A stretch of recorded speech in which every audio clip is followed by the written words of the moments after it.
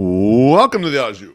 I'm your host, B-Flow. This show is being sponsored by our friends, Punky's Pizza and Pasta, located at 2600 South Wallace, my personal favorite eatery in the neighborhood. They have the best selection of pizzas and pastas, as well as sandwiches and salads of any spot in Bridgeport. Currently, they have a terrific Monday nights only special. One medium cheese pizza for $12.99, no promo codes, no minimums. Just place the order after 3 p.m., and you get one medium cheese pizza for $12.99. Toppings can be added for the normal prices. Hit the website, punkyspizza.com, for all your carryout or delivery needs or to cater your next party. You can also call 312-842-2100. The Scarlotta family will take care of you.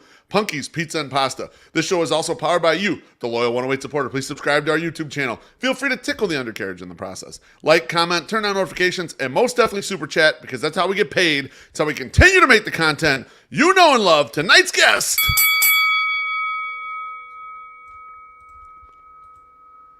He needs no introduction. He's the host of the SoxMachine podcast and the organizer of the hashtag 108ing road trips. He's also going to owe me another steak dinner when the White Sox pitching staff gives up less than 818 runs this season. Josh Nelson, welcome back to the Au Jus, my friend. I'm never on this show. The 108, you guys do podcasts? How dare you? How dare you? Well, I only do steak dinners when you pay for them. That's what I do, all right? This is the type of thing I do. How dare you? That's the only How dare you? What's going on? Welcome back from Boston. You missed a delightful weekend of ball at the ballpark. I didn't go to the Saturday game. I had some other shit going on. I went to the tailgate, but Friday night was nice. Saturday, home run barrage. Yesterday, despite the loss, it was kind of fun to watch Mike Soroka, look good in extra innings. Like, what is going on here, you know? God forbid they could hit. Yeah, the Soroka thing is fascinating. James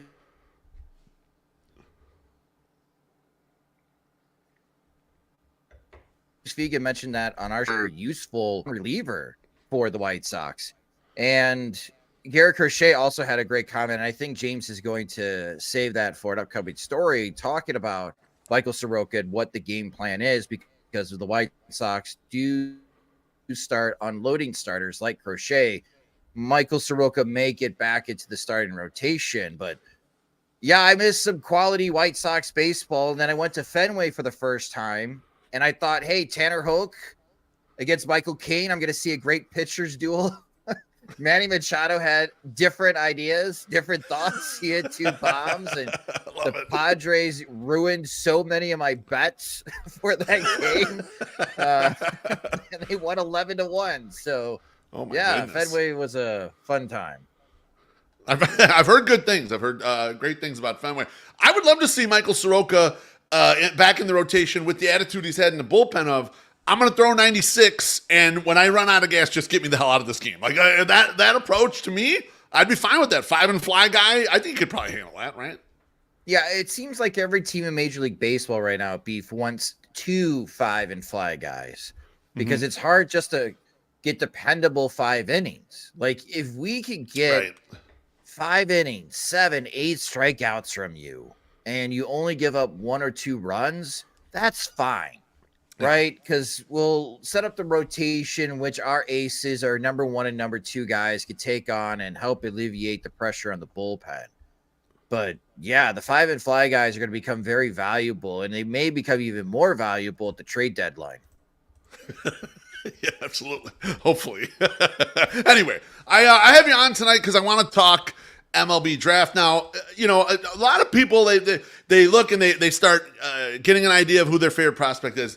You know me, I don't know who the fuck is being picked, any of that stuff. What I want to talk about is some macro stuff, and then I want to dig in on like the potential picks the White Sox could have. So my first question here, Josh, is, you know, the White Sox picked 5th, but more importantly, they have $14.6 million roughly of the bonus pool, which is 6th in MLB. Can you explain how the bonus pool works and how it affects the draft, sometimes more than the actual position of the picks? Yeah, that's a good question. So in the first 10 rounds, those are considered the bonus rounds. So each pick from the first all the way through, gosh, I forgot what pick it is for the 10th round this year. But the White Sox have 11 picks within these first 10 rounds because they gained the 2nd round pick with the trade with Seattle. And thank you for the lovely visual, B-Flow. Pick 289. So for the White Sox, from pick 5 to pick 289,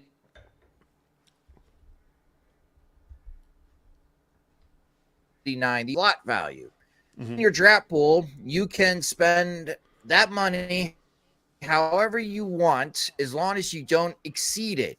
If you exceed your draft pool by 0 to 5%, you suffer a 75% tax on every dollar above your draft pool. If you exceed the 5%, you start losing draft picks in future years and even harsher financial penalties. Shockingly, no team in Major League Baseball has ever exceeded the 5% threshold when it comes to the bonus slots. So that's the max. So if the Sox are at 14.6, in theory, with an extra 5% to spend, they could spend like another 700K. But at that point, they're getting taxed on that 700-ish K, and then they can't go over it. Otherwise, the penalties are draconian. There's just no one does this, basically. Yeah, nobody really does it. And last year, records were set by Paul Skeens and Dylan Cruz for the bonus amount that they signed for. We're still waiting for our first draftee to sign for $10 million. And this is an important point to make because, to your macro point of view, Cleveland, with the number one pick this year, exceeds $10 million. And a lot of people, that number one slot is above 10 million. So in theory, what MLB is suggesting is this is what that first pick is worth, kind of, right? That's roughly the approximation. Yeah, and every year the slot values continue to increase as long as nothing changes with the CBA, and this hasn't really changed with the CBA. So what we've been thinking ever since they released these slot values, Beef, is, man, the Guardians, $10.5 million. Whoever they draft number one overall is going to break the record from last year. Mm-hmm. And as we speak on July 1st, just a couple weeks away from the MLB draft, Cleveland is making it very clear, no, they do not want to break the record set from last year. Okay. So that kind of sets the table here for everybody watching or listening to this later on. This is how the Major League Baseball draft varies much differently from what you know of the NFL, and let's say even the NBA draft was just earlier this week. So many teams try to go with the philosophy, we are drafting the best player available at our slot. Well, in baseball, for a while, it was, we're going to draft the best player available at our slot. Then it became, we're going to draft the best player available that we want to sign. So if we have a dollar amount in mind, whatever gets us $8.5 million, whoever the best player is at 8.5, that's who we're drafting. Just using as a hypothetical. We could talk a little bit more in depth about Cleveland's dilemma. Now it is, who is the best player we could draft at the amount that we want to sign them at, and we could actually develop. So that's why after this draft, it's always kind of a fun activity that Jim Callis does. And what Jim does, Beef, is that he reorganizes the draft by bonus value. Okay, got it. That is what actually ends up being your true top 100, top 200 draft prospects from a Major League Baseball perspective. What the teams were willing to sign these players for is how a general consensus of how the 30 teams viewed this particular draft, which is to say, do not be surprised in a couple of weeks that the number one pick overall does not sign for the biggest bonus amount in this draft. It may go to either the number 2 or even the number 3rd pick overall. And that is when it starts breaking other sports fans' minds, and even baseball diehards who love the NFL draft, and being like, wait, what? How does this work again? Yeah, well, good. I'm glad. I want to go down this path a little bit, Josh. So you had given the graphic with Cleveland. You want to walk through sort of the dilemma here with Cleveland, because you mentioned it previously. They have 10.5, almost 10.6 million as their slot for number one. They have no desire to pay anyone that full amount of money. So they're going to pay somebody less than that, some person in this draft less than that. Then they'll reallocate those funds elsewhere. So if you want to just explain the situation with Cleveland. Yeah, Beef, this is the number one story going into the 2024 Major League Baseball draft. And this is where it's going to break a lot of mock drafts, because for Cleveland, the word on the street is they want to draft someone number one overall for $8.5 million. And the reason why that 8.5 is that they want to save $2+ million to send back to pick 36. Pick 36 right now is valued at $2.5 million for their slot value. So if you save $2 million at pick 1, you can increase your second round pick to $4.5 million. The significance of that, $4.5 million equals the pick 17 slot value.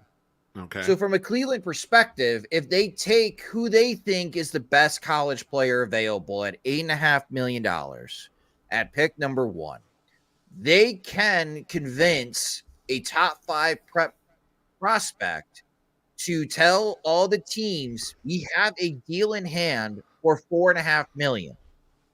And playing that type of bonus game, the money game is often referred to, would allow Cleveland to maybe get 2 of the top 20 prospects in this MLB draft with pick 1 and pick 36. And that kind of sends everyone in the back half of the first round scrambling a little bit. And this is how you can gain 2 first-round talents in this draft class by working around with your bonus value. Now, the latest rumors of these players involved at pick number 1 are Florida's Jack Caglione, because he flew to Kansas City and he also flew to Cincinnati. The Cincinnati Reds have the 2nd overall pick. Okay. Oregon State's Travis Bazzana. Travis Bazzana is aiming to be the first Australian ever to be selected in the first round.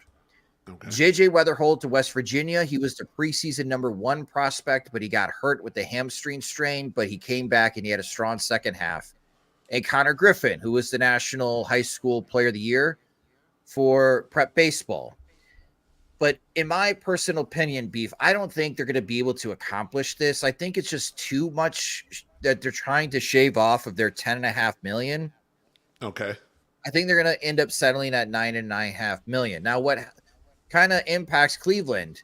So if Jack Caglione, college player, says that he could get $9 million from the Cincinnati Reds, well, all of a sudden Caglione's not going to be an option for Cleveland. And Cincinnati's happy because, all right, sweet, we get Caglione 2nd overall pick. We save $785,000.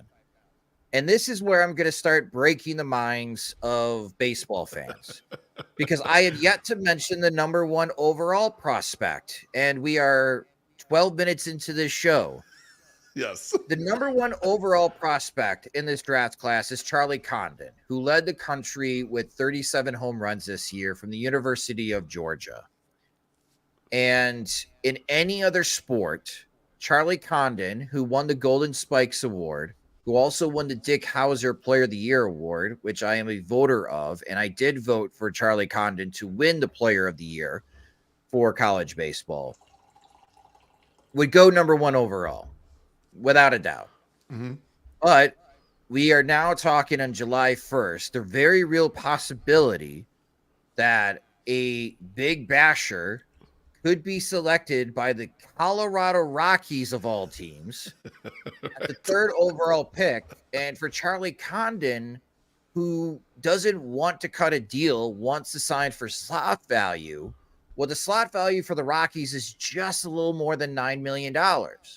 So it raises the question of, is anyone going to break the $9 million signing bonus?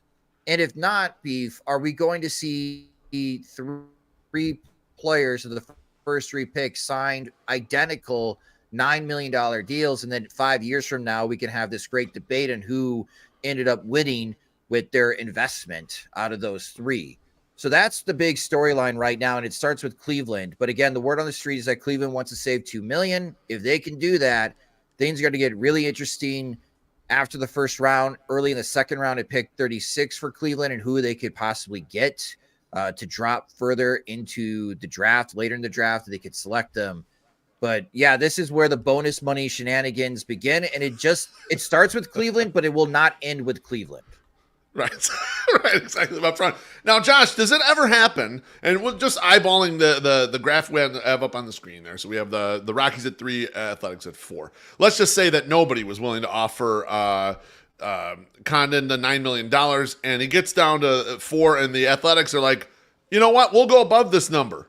I'm not saying the Athletics would actually do this, but is that possible where some team who's a little bit lower here in the spot could say, look, we'll take some money from later in the draft and we'll push it to your spot and pick you here? Is that a very unlikely event? Does that ever happen? Oh, it does happen. But Okay. typically we see this the second and third round beef. Got it. Trying to Okay. convince these late first round high school talents to skip out of their college commitments. A great example of this from a White Sox perspective was in 2020 with Jared Kelly. Now, Jared Kelly fell out of the first round, and the assumption was before day 2 started of the 2020 draft that Kelly was going to go to college, and I think he was committed to Texas. I have to double check. I could be wrong there, but I thought it was a Texas school. Well, Mike Shirley in his first MLB draft, along with Rick Hahn, picked up the phone, realized that Kelly was still going to be on the board by the time they got to the second round pick. So the White Sox kind of pushed in all the rest of their chips with their bonus pool and signed Kelly for $3.5 million. And at the time, everyone thought, wow, with Garrett Crochet and Jared Kelly, the White Sox got 2 first-round talents out of a 5-round 2020 MLB draft. And then they draft some college seniors or junior college players that nobody's ever heard of for $10,000, $20,000. So that's where you could borrow late in the draft to overspend. So it's totally possible in that hypothetical that Charlie Condon could fall to Oakland. If Oakland picks up the phone, talks to Condon's advisor, his agent, and says, we can match $9 million. We're just going to borrow $700,000 later on in the draft and to overpay in our first round pick. That does happen. And Josh, you mentioned the college seniors. And the reason why the college seniors become important in these situations is because most of these top players that we're mentioning, these first round picks, are one of two type of players. One, they're college juniors, meaning they, in theory, have leverage of like, I could go back to school. And not that they would. They got millions and millions of dollars on that table. And then what you mentioned with some of those later guys who get a bunch of money are high school seniors who they got a commitment in hand. They're going to go to LSU. They're going to go to Vanderbilt. They're going to go to wherever, and they could say F you if you don't give them the price that they're really shooting for. And that's why those guys in those later rounds get the money, correct? That is correct. That's a very good way of explaining it. From a high school perspective, you're trying to convince mom and dad that X amount of millions is worth taking now. You could always go back to university if your professional career doesn't pan out. But it's those families and, again, their advisors that have a number in their head on what is going to meet that requirement to bypass their college commitment. And, again, bringing to the White Sox back into the fold, that's kind of why it was surprising the White Sox were able to get Noah Schultz, because when Schultz fell that far in the first round, the word on the street was Schultz is going to Vanderbilt. No one could beat his price point to buy out his college commitment. Lo and behold, that wasn't true. The White Sox were able to convince Noah Schultz and his family that the money was good enough, and they bypassed the Vanderbilt commitment. And Vanderbilt really could have used Noah Schultz. Same thing with Colson Montgomery to buy out his commitment to the University of Indiana late in the first round. The college juniors part, like, you're going to start hearing this, and maybe it'll be interested to hear this from the 108 crowd. What about the NIL money? College baseball is not there yet, where college juniors could, especially if they're going to be selected in the first 3 rounds, where they could bypass the MLB draft because they have a bunch of NIL money lined up. Like, college baseball players, I don't think are making millions of dollars in college right now. So at this point, they don't have the marketability, the cachet in general, where they could do that like the football players and basketball players, and even the women's basketball players are making quite a bit of money kind of doing this stuff. But the college baseball just hasn't hit that boom yet, right? Not yet. Now, if you're a college junior and let's say you really like your team and you're being told, yeah, we're not going to take you into the 7th round. Well, then, if I can get $250,000 in NIL money to be the star college baseball player, well, all of a sudden now I've got leverage, because $250,000 is more than the $150,000 a team is offering to me right now. So you know what? I'll just go back to college one more year. And again, yeah, that's like starting in round 8 for the White Sox. Okay. That is where the NIL situation kicks in, is in the later rounds. But from a White Sox perspective, and other teams have also been taking this strategy, this is where you start drafting your college seniors and your college graduate students and signing them to $10,000. The most famous for a White Sox perspective is Tim Elko. Tim Elko was a 10th round pick because he had zero leverage being a college senior at Ole Miss. And I think they signed him for just $10,000. And bam, man, that's working out well for the White Sox and the gains that they're getting so far from Elko. But if Elko had NIL money for how popular he was in Ole Miss, he would have been taken care of before getting drafted by the White Sox. Right. He would have made hundreds of thousands of dollars because he's a legend down there. But those are just some examples. And again, that's what makes the MLB draft really interesting for those that are hardcore into this. Again, the money game, it's just not on the front end. It's also the back end. Right, exactly. And I'm glad we were able to go through that, because I think it's a really confusing thing for the average baseball fan to like think through, wait a minute, why did this happen, or what's happening here, or did the White Sox, what did they try to pull in the draft? The 2020 draft is a great example of that, Josh, where I remember them doing that and writing a blog that I was glad they tried to do that, because narrow window on the draft, a team that just has not drafted well, why not shoot for some big shots there? They hit 1 out of 2. I mean, it's not bad. Like, they went for it. Let's try to get some. Now, I want to talk about the 2024 draft explicitly, the talent pool, the composition of players. Each one of these drafts is its own market in and of itself. Josh, where is the strength as far as like depth wise in this draft, or even at the top of the draft or whatever? Where's the strength with regards to the type of players, positions, etc., and where are the weaknesses in this 2024 draft that White Sox fans should be looking at and seeing how the White Sox pick? The strength, to be as nice as possible, is college bats that are limited defensively. They're going to be first baseman. They're going to be first baseman. Full of Gavin Sheetses. Enjoy. Yeah. Quarter outfielders, DHs. That's why you'll get guys like Keith Law, Beef, that will say this is the worst draft class I've ever covered. Okay. Because the biggest weakness is up the middle talent. There's no surefire college superstar shortstop that you could count on being at shortstop, or superstar center fielder. There's just very limited middle of the field type of talent in this particular draft class. There has been some luck as of late. Some teams are trying to convince themselves that JJ Weatherholt could be a shortstop, or given at least a shot to play shortstop. But Charlie Condon played third base at Georgia. Just because he played third base doesn't mean that he's actually a third baseman. He may have one of the weakest arms I've seen of someone attempt to play third base. Okay. It's got to be at least 35 to 40 grade. And he is huge, though. He's 6'6". So when I'm watching him play third, the amount of space he takes up reminds me a lot of when watching Chris Bryant play third base for the Chicago Cubs. Okay. So that's where I could see a team trying to sell itself that, hey, it worked out for the Cubs with Bryant at third base. We can at least pretend to have Condon there, but there's at least some backup plans. He can go to left field, or he could move over to first base. Travis Mazzana, second base only, maybe left field if you really want to put him in the outfield. Jack Caglione throws 97 miles per hour. His foot speed is about the same as Andrew Vaughn, but he's much taller than Andrew Vaughn, so that's why he's been playing. That's why he's been playing first base for Florida. But I think he could be put on the Gavin Sheets game plan in right field. So even like the top with the arm backs, being the carrying tool for the corner outfield thing, like exactly. Hey, he's arm only, basically. Okay. Yeah. If he can get to it, then he'll be. We got something. then he'll be fine, especially when he throws the baseball.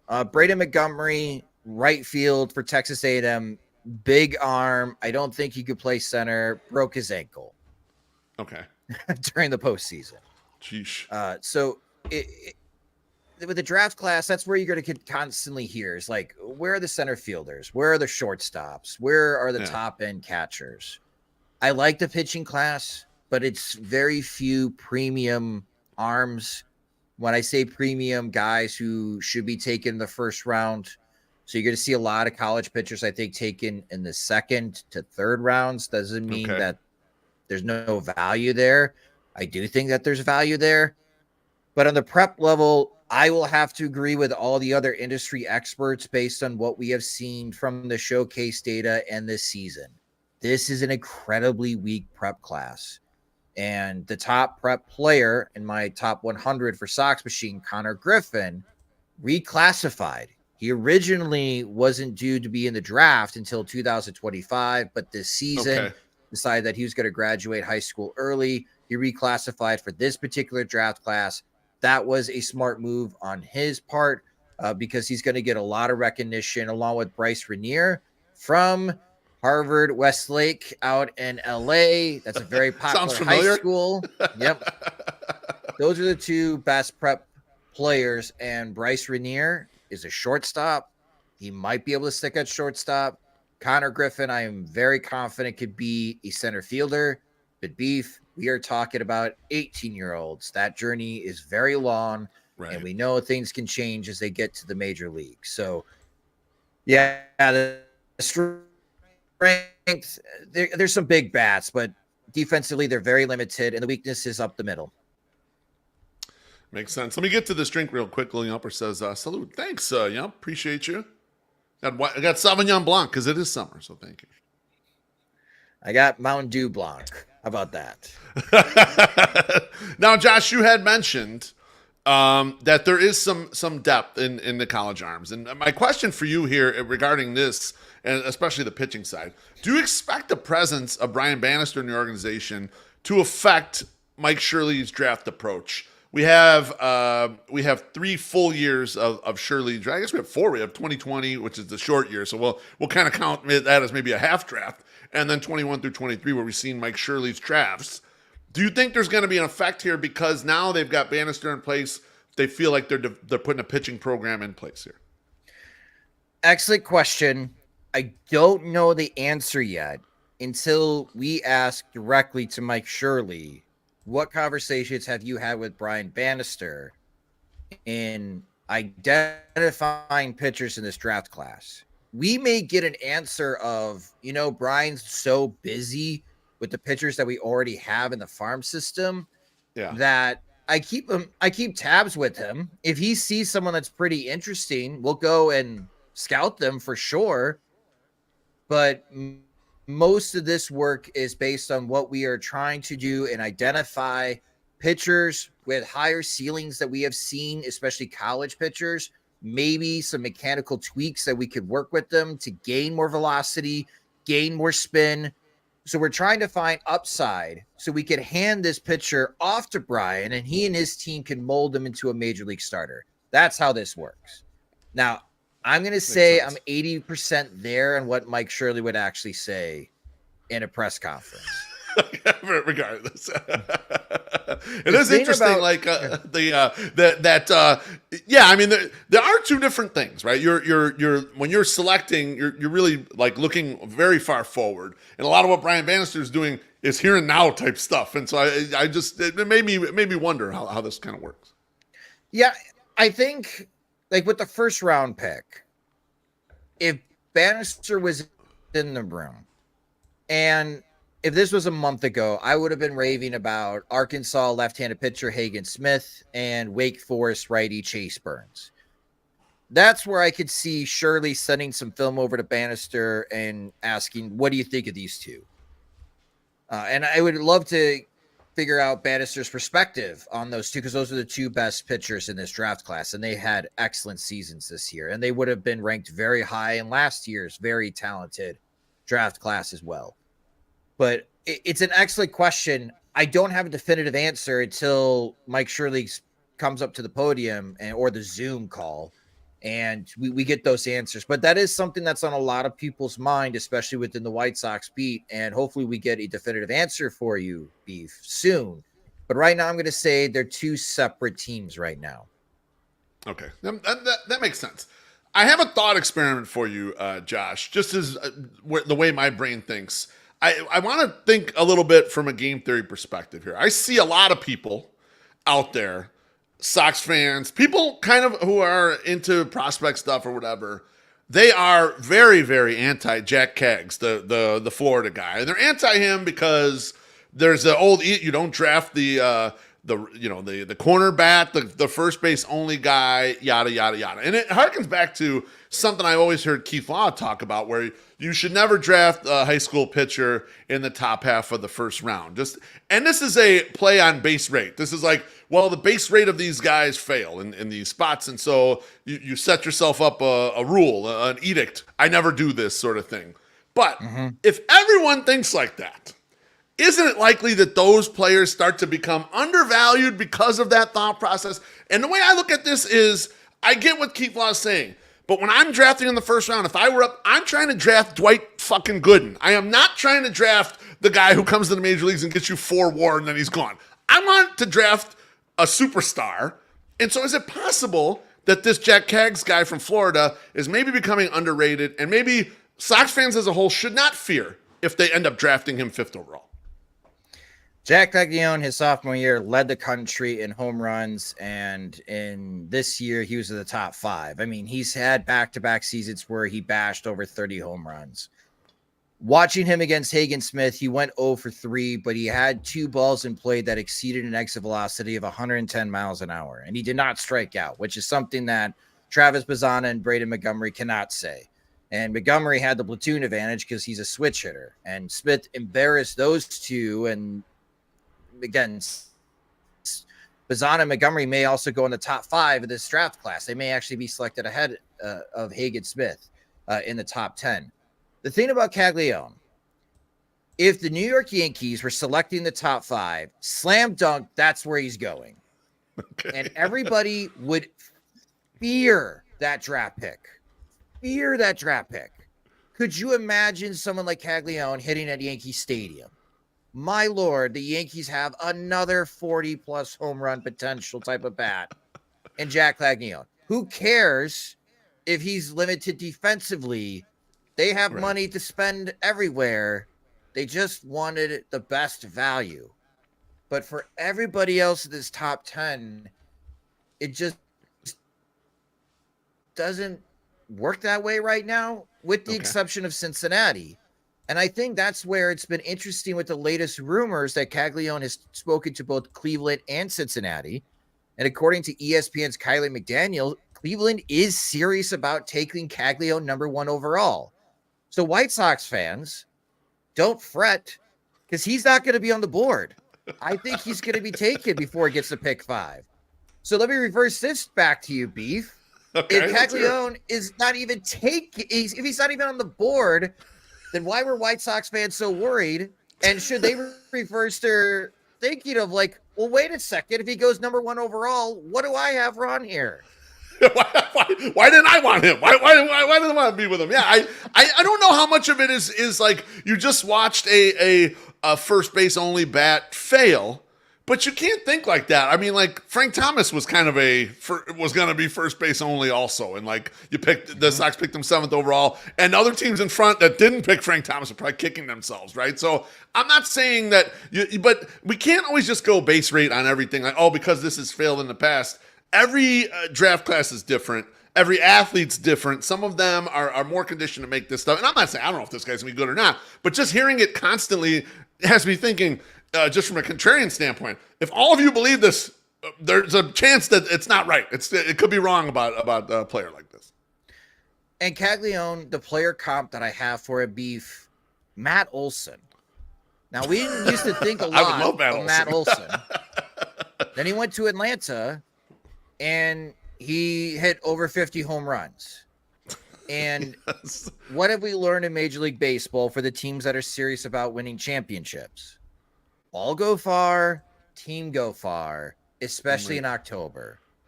And power is coveted. And when it comes to power in this draft class, Caglione has proved it 2 years in a row. It is a longer track record than Charlie Condon. The thing with Caglione is that he has incredible whiff rates. where Right. it would not shock me if he struck out 30+% of the time in professional baseball. Okay. But again, Beef, it brings back to this question and what I brought up at the beginning part. It's the best player available at the price point we want to sign and that we could develop. Yep. And if any of these teams watching the film and watching Caglione this year, who greatly cut down his strikeout rate, even though his whiff rate was still like 39%, which is crazy.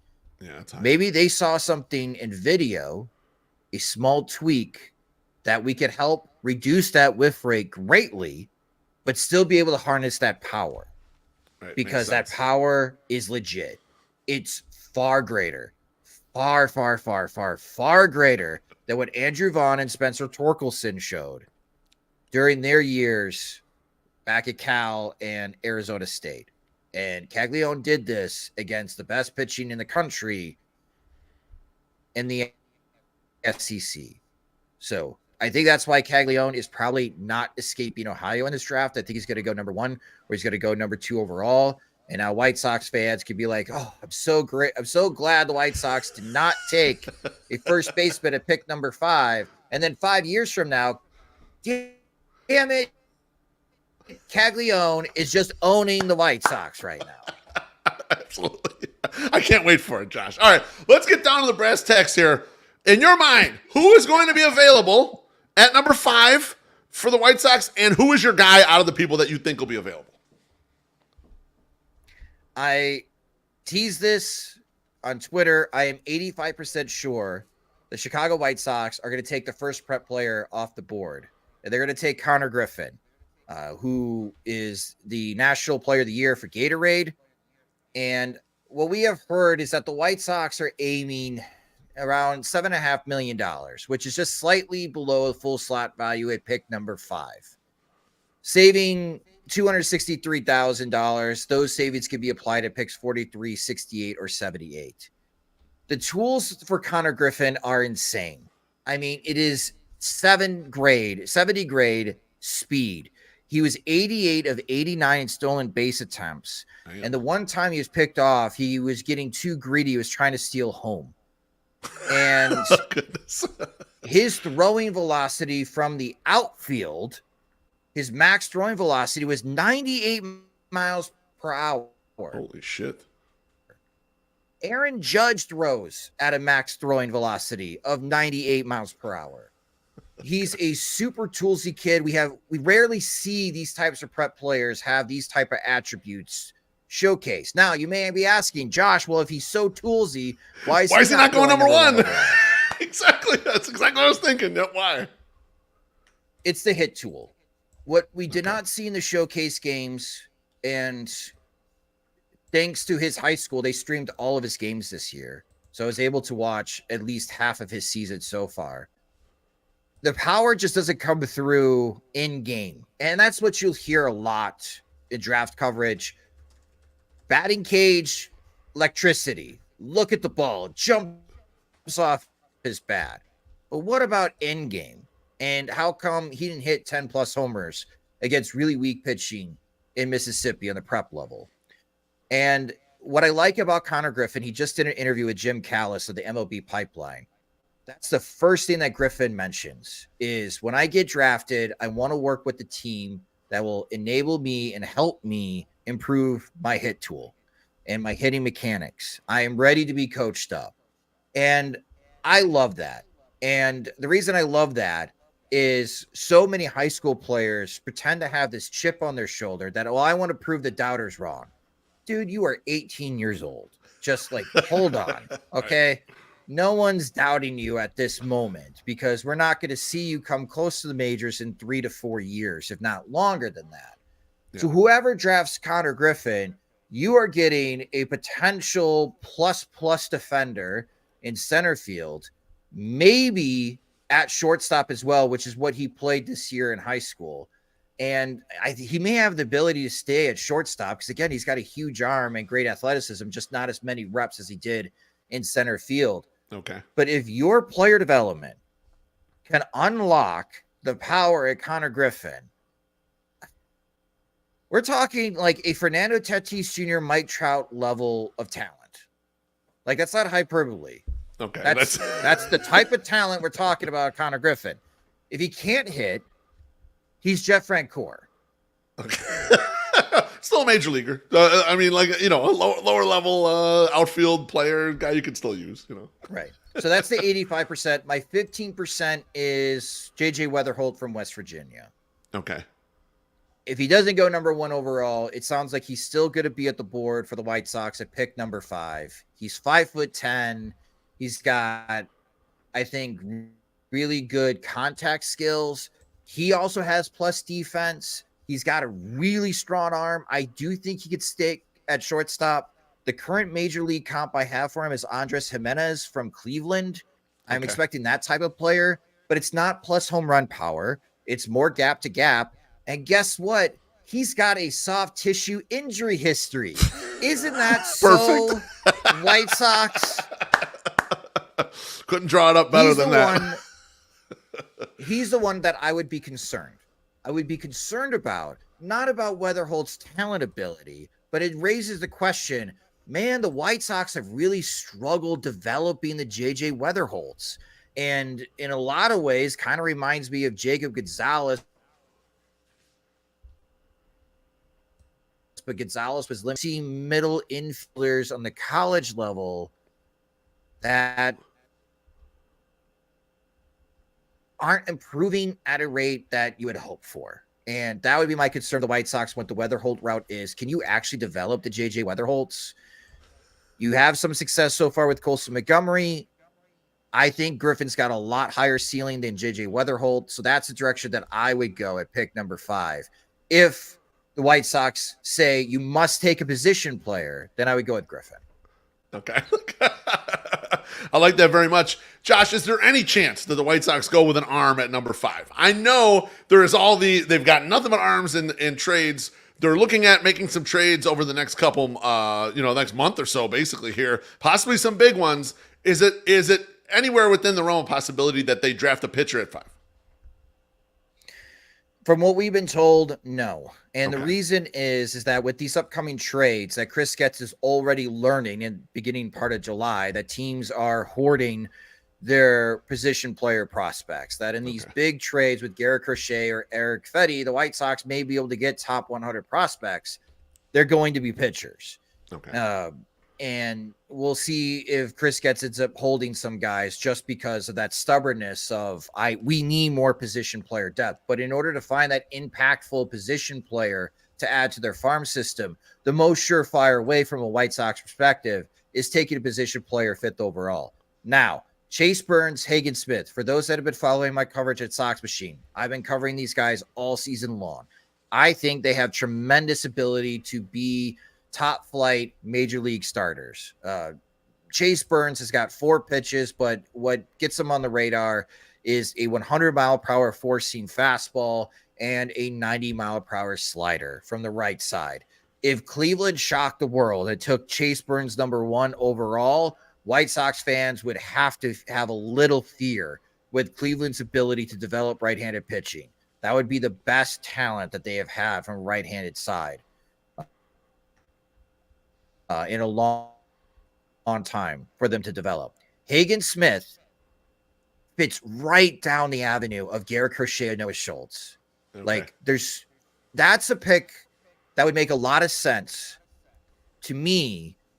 Again, best player that you could draft, that you could sign, and that you could develop. And the White Sox are doing a very good job developing pitchers. And if you don't want to waste $7.5 million in an investment in a draft pick to ensure that they actually reach the major leagues and be useful, well, then Hagen Smith would be that guy. And then you would try in the 2nd round, 3rd round to get those prep position players and try to develop them. But it doesn't sound like that is the case, that every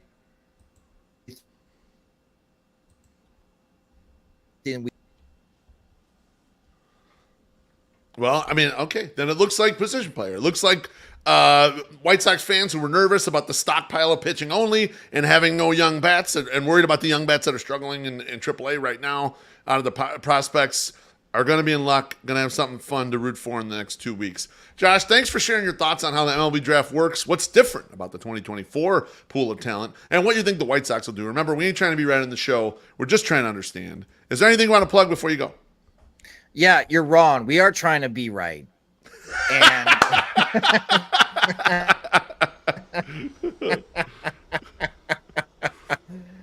no, there's gonna be a lot more draft coverage coming up on SoxMachine.com. There's an upcoming podcast that I do with Jim Callis in which we put our heads together and try to figure out what happens before it happens. And we'll have a draft show as well for Sox Machine on Sunday, July 14th, that I'll watch the draft along with you guys and give my 2 cents watching this past college season and looking at all the film of the top prep players all spring to provide my perspective of who the White Sox take. But it should be an interesting draft. I think it's going to be fun, and hopefully the White Sox get someone exciting that White Sox fans can be excited about at pick number 5. Fingers crossed. Thanks a lot, Josh. Take care. Good seeing you, my friend. That was Josh Nelson. That was terrific. And I know that's right up the fairway for Josh. It was interesting to learn about that. Interesting to learn about how the draft works in general. I'm glad we were able to do that for the 108 audience. Next week's guest, I'm going to be honest, I'll be off next week. I'm taking the week off, a rare week off. I'm going on vacation a little bit. I'll be back in town, but I just need a little rest day. Plus, there's rumors that Treasy and I are going to do Chicken Dinner, which is Sam Panianovich's podcast. But in 2 weeks, on July 15th, I'm going to have Kevin Kaduk from CHGO, the head of content there. He's going to come on the show. I'm going to ask him about his path. He worked at Kansas City Star. He worked at Yahoo for over a decade, and then he put together the talent pool at CHGO. So I'm going to ask him a bunch of questions. That should be a whole lot of fun there. Thanks to Punky's Pizza and Pasta, as always. The 108 family's up in the YouTube comments. Appreciate you smashing the like buttons, drinks, and tips. And that's it. I love all of you. Take care. No 108 podcast this week, so you'll just have to enjoy this one. Love you. Bye-bye.